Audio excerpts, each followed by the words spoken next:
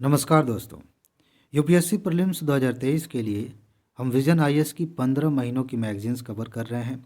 एक एक महीने की मैगजीन लेकर मैं आपको बता रहा हूं कि कौन कौन से टॉपिक्स आपके लिए बहुत ज़्यादा महत्वपूर्ण हैं और कैसे आप इन्हें तैयार करें। ठीक है जी। अगर आपने इसके पहले की वीडियोज़ नहीं देखी हैं, हम जनवरी से कवर कर रहे हैं, जनवरी 2022 से। अगर आपने नहीं देखी हैं तो देख लीजिए, तभी आप इस सीरीज़ का मैक्सिमम लाभ ले पाएंगे। आप मैगजीन को कवर कर पाएंगे वो तो एक बात है, सबसे महत्वपूर्ण बात यह है कि अगर आपने पहले की वीडियोस नहीं देखी हैं तो आगे आपके दिमाग में बहुत सारे सवाल आएंगे कि सामने वाला ये टॉपिक मैंने क्यों छोड़ दिया, इसको ही क्यों ले लिया, फिर क्यों छोड़ दिए, किस आधार पर हम स्किप कर रहे हैं। ये सारी बातें आपको पता रहेंगी पहले से, तब आप ज़्यादा लाभ ले पाएंगे। नहीं तो आप सवालों में उलझे रहेंगे। हो सकता है कि एक टॉपिक आपका फेवरेट था, मैंने उसको भाव ही नहीं दिया, तो आपको गुस्सा भी आ जा रही ऐसे कैसे, ये तो बहुत इंपॉर्टेंट है, इस बार पक्का यहाँ से क्वेश्चन आएगा, आपने कैसे छोड़ दिया। इन सारे सवालों के जवाब आपको शुरुआती वीडियोज़ में मिल जाएंगे और आप इस सीरीज़ का मैक्सिमम लाभ ले पाएंगे। ठीक है जी। चलिए आगे बढ़ते हैं और देखते हैं सितंबर महीने में कौन कौन सी चीज़ें महत्वपूर्ण हैं।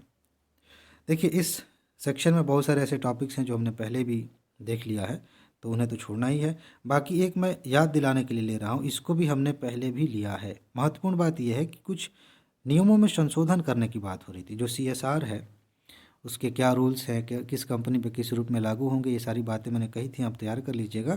इसमें आप देखिए कि संशोधन क्या हो रहा है, किस नियम की बात हो रही है, क्योंकि नए नए संशोधन आते हैं किसी नियम में, किसी कानून में, तो यूपीएससी वहाँ से पूछ लेती है। ठीक है, इसमें बस इतना ही देखिएगा। बाकी यहाँ भी कई सारी चीज़ें आपको मिल जाएंगी जो पहले से हैं।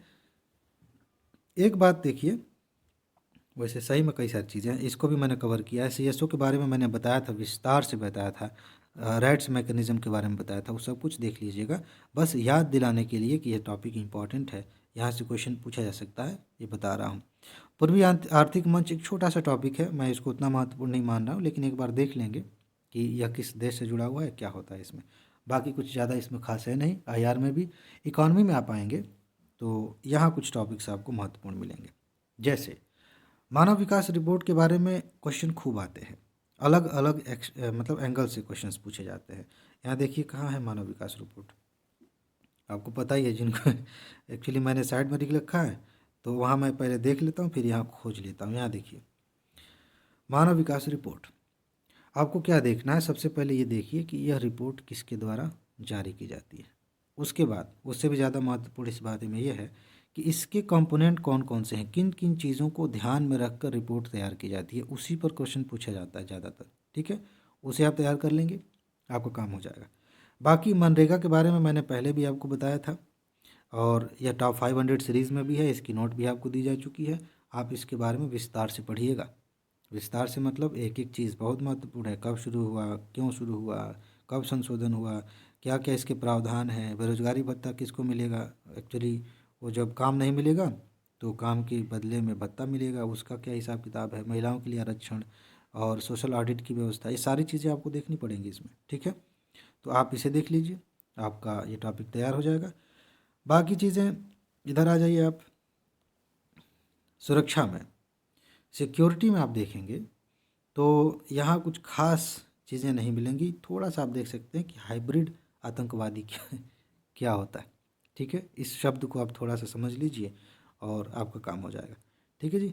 बाकी चीज़ें सिंपल हैं, यहाँ से क्वेश्चन आने की संभावना बहुत कम है, लेकिन फिर भी मैं याद दिलाता रहता हूँ कि इसका मतलब ये नहीं कि आपको मैं रोक रहा हूँ कि बिल्कुल मत पढ़ना। मैं सिर्फ ये कह रहा हूँ कि मेरे अनुभव, मेरे विश्लेषण, मेरे तरीके से क्या महत्वपूर्ण लग रहा है।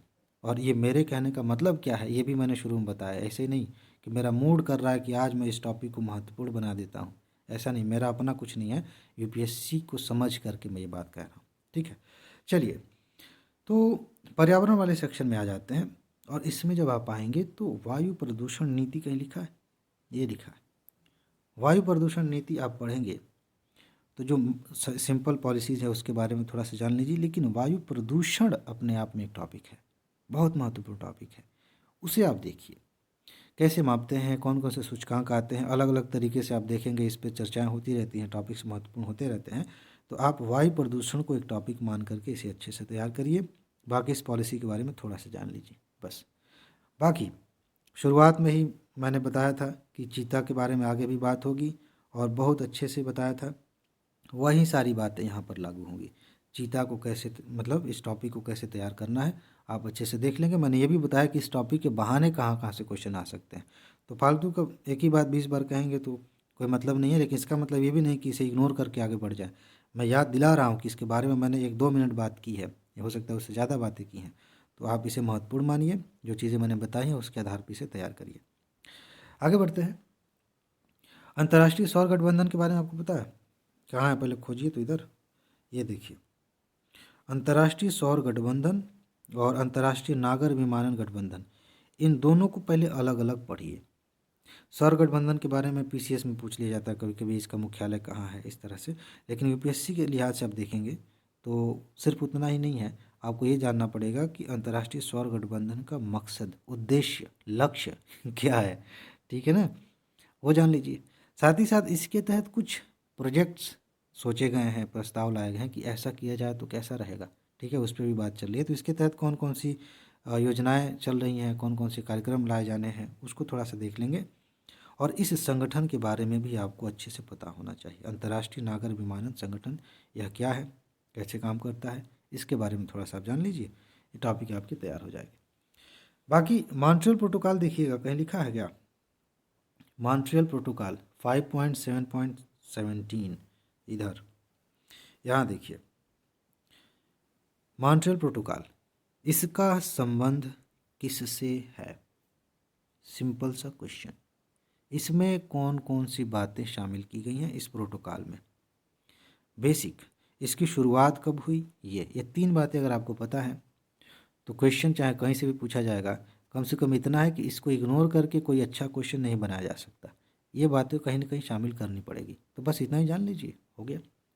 इसके अलावा नीचे लिखा है स्टॉकहोम कन्वेंशन, बहुत महत्वपूर्ण है।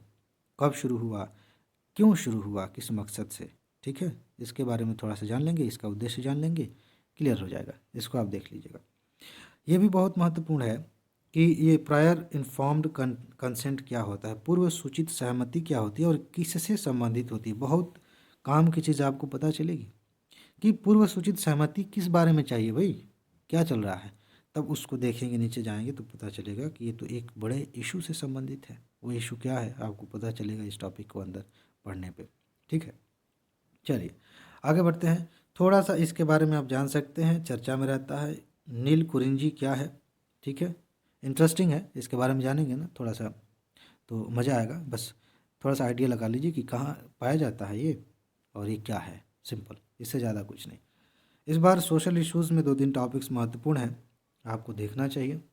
जैसे कि एक है पोषण अभियान। मैंने आपको बताया था कि खाद्य सुरक्षा से संबंधित टॉपिक्स क्यों महत्वपूर्ण हो सकते हैं। तो आप पोषण अभियान की बेसिक को समझ लीजिए कि यह क्या है, कब शुरू किया गया था और इसमें क्या क्या प्रावधान किए गए हैं, बस इतना ही, ज़्यादा नहीं। इसके अलावा आगे बढ़िए। ये गैर अधिसूचित जनजातियाँ क्या होती हैं जी? नॉन डिफाइंड, नहीं, नॉन, सॉरी, डी नोटिफाइड मैं अपने हिसाब से गेस कर रहा था डी नोटिफाइड ट्राइब्स, ठीक है। तो गैर अधिसूचित जनजातियाँ क्या होती हैं, इनके बारे में आपको पता होना चाहिए। इस तरह के और भी कंसेप्ट हैं और वहाँ से क्वेश्चंस पूछे भी गए हैं, ठीक है ना। तो फिलहाल आप गैर अधिसूचित जनजातियों को अच्छे से समझिए कि ये कैटेगरी बनाई क्यों गई है, कौन बनाता है, क्यों ये कैटेगरी बनाई गई है, इसका फ़ायदा नुकसान क्या है, इसके आसपास कुछ समझ लेना बहुत ज़रूरी है ताकि क्वेश्चन पूछा जाए तो आप आसानी से उसका उत्तर दे सकें। इसके बाद एक और चीज़ है, भारत में गर्भपात कानून। इसमें भी कई बार संशोधन किए जा चुके हैं कि अबॉर्शन कराने के लिए क्या क्या व्यवस्थाएं की गई हैं कानूनी तौर पर, कि कब कितने समय में अबॉर्शन कराया जाता है, तो किन किन चीज़ों का ध्यान रखा जाएगा, उसके क्राइटेरियाज हैं, किस मामले में एक चिकित्सक अनिवार्य है, किस मामले में हाई कोर्ट तक मामला जाएगा, ये सारी चीज़ें आपको यहाँ से पता चलेंगी और बस इतना ही जान लेंगे तो काम चल जाएगा, ठीक है जी। चलिए अब आगे बढ़ते हैं, अगली कैटेगरी में आ जाते हैं, साइंस एंड टेक्नोलॉजी में। और इसमें ये बैटरी एनर्जी स्टोरेज क्या है, थोड़ा इसके बारे में जानिए तो इम्पोर्टेंट है। इसके बारे में अंदर जाके देखेंगे तो एक और चीज़ पता चलेगी, एडवांस्ड केमिस्ट्री सेल करके शायद कुछ है, ठीक है, एडवांस केमिस्ट्री सेल्स, उन्हें आप देखेंगे एसीसी शायद उसको बोलते हैं। इसी टॉपिक के अंदर है, इसी टॉपिक के अंदर उस चीज़ को समझना ज़रूरी है, उसकी टेक्निकल चीज़ों को आप जान लीजिए वहाँ से क्वेश्चन पूछा जा सकता है। बाकी गैर संचारी रोग पे क्वेश्चन पूछा जा सकता है कि ये गैर संचारी रोग क्या है, इससे भी क्वेश्चन बने हैं और एक चिंता की बात है। ठीक है, ये ऐसा रोग नहीं होता कि किसी के छूने से, किसी के संपर्क में आने से हो जाए, लेकिन इसकी भी संख्या मतलब इससे भी पीड़ित लोगों की संख्या बहुत ज़्यादा है देश दुनिया में। तो आप समझिए कि ये क्या है, किन किन बीमारियों को इसके तहत रखा जाता है। एक फैक्चुअल क्वेश्चन बन सकता है कि एक लिस्ट दे दी गई, यूपीएससी ने कहा कि निम्नलिखित पर विचार करिए, 1 2 3 4 5 बीमारियों के नाम दिए गए हैं। फिर लिखा गया है कि इनमें से कौन कौन सी बीमारियां गैर संचारी रोग के तहत आती हैं, फिर कोड बना दिया गया। देखिए क्वेश्चन तैयार हो गया। अब जिनको पता रहेगा वही कर पाएंगे, नहीं पता है तो फिर छोड़ना पड़ेगा या गलती हो जाएगी। ठीक है ना, तो ये देख लिया। उसके बाद से आगे थोड़ा सा आप इसको देख सकते हैं, ये XR टेक्नोलॉजी के बारे में थोड़ा सा आप जान लेंगे तो बात समझ में आ जाएगी। बाकी क्वांटम अगर के बारे में मैंने पहले से बात की है। तो अब यहाँ आते हैं आर्ट एंड कल्चर पे। शंकराचार्य पे मैंने शुरू में ही बताया था आपको, ठीक है, मेरे ख्याल से जनवरी फरवरी या उसी के आसपास। शंकराचार्य के बारे में आपको पढ़ना है, अच्छे से पढ़ना है। ठीक है जी। होयसल मंदिर के बारे में भी ये चर्चा हुई है, पहले भी ये टॉपिक आ चुका है, महत्वपूर्ण है, इसे भी आप देखेंगे। और भारतीय वस्त्र, ये बहुत ही इम्पोर्टेंट है। पारंपरिक वस्त्रों पे यूपीएससी ने पहले भी प्रश्न पूछे हैं, कई बार प्रश्न आए हैं। ठीक है ना, तो यहाँ पे एक लिस्ट आपको दी गई है, बाकायदा उनके बारे में, अलग अलग वस्त्रों के बारे में बताया गया है। इस सूची को आप अच्छे से तैयार करेंगे। बाकी शीतल वासन कहीं देखिए लिखा है, ये देखिए शीतल वासन, ये क्या है, इसके बारे में भी, इस टॉपिक को भी आप अच्छे से पढ़ लीजिए, इसको तैयार कर लीजिए, आपका काम हो जाएगा। क्योंकि कई बार कुछ विशेषताओं पे क्वेश्चन आ जाते हैं, कई बार सीधे पूछ ले जाते हैं कि ये क्या है, उस नज़रिए से भी आपको देखना है। और योजनाओं में आप उड़ान देख लेंगे तो ठीक रहेगा। उड़ान में 2 बातें ध्यान रखिएगा। सबसे पहली बात ये कि इसकी शुरुआत कब हुई थी, मंत्रालय तो गेस कर लेंगे आप आराम से। ऐसे क्वेश्चन, ऐसे टॉपिक्स में मंत्रालय यूपीएससी पूछती नहीं है, जहाँ गेस करना मुश्किल होता है वहाँ पूछती है। तो कब ये योजना शुरू की गई थी और इसके क्या क्या प्रावधान हैं। ठीक है, ये उड़ान के कई वर्जन आ चुके हैं। उड़ान 1, उड़ान तो नहीं बोला जाता है, फिर उसके अगला जो आता है उड़ान 2.0, 3.0 ऐसे करके। तो आप इसे देख लीजिए कौन कौन से प्रावधान इसमें है। बेसिक सा, ज़्यादा अंदर नहीं जाना, बहुत टेक्निकल बातें नहीं करनी है। बेसिक कंसेप्ट क्लियर रहेगा, आपका मामला सही हो जाएगा, तो तैयार हो जाएगा। अब देखिए, जो मैं कह रहा था, वस्त्रों की बात कर रहा था, बेसिकली इसको भी मैं ध्यान में रख के कह रहा था। मैंने बताया ना पिछले महीने से ये शुरुआत हुई है कि परिशिष्ट के नाम से विजन IAS ने ये शुरू किया है। यहाँ पे पूरा ये जो लेख मिलेगा, विरासत वस्त्र शिल्पों की सूची, इसे अच्छे से तैयार कर लेना है। इसकी शॉर्ट नोट बना लीजिए या हाईलाइट कर लीजिए, बहुत महत्वपूर्ण है। यहाँ से क्वेश्चन पूछे जाने की बहुत अधिक संभावना, इसे तैयार कर लीजिएगा। इसके अलावा आप जो है क्या कहते हैं, मैप मिलेगा, मैप को अच्छे से देख लीजिए। वही बातें जो मैंने बताई थी।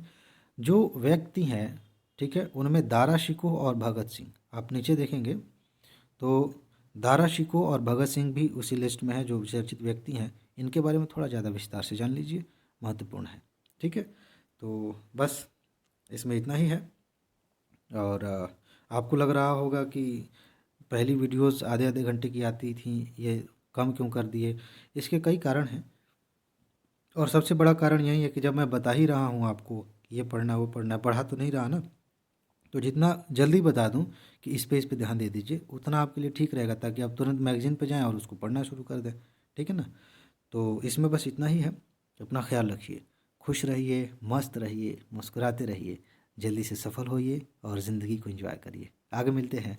नमस्कार।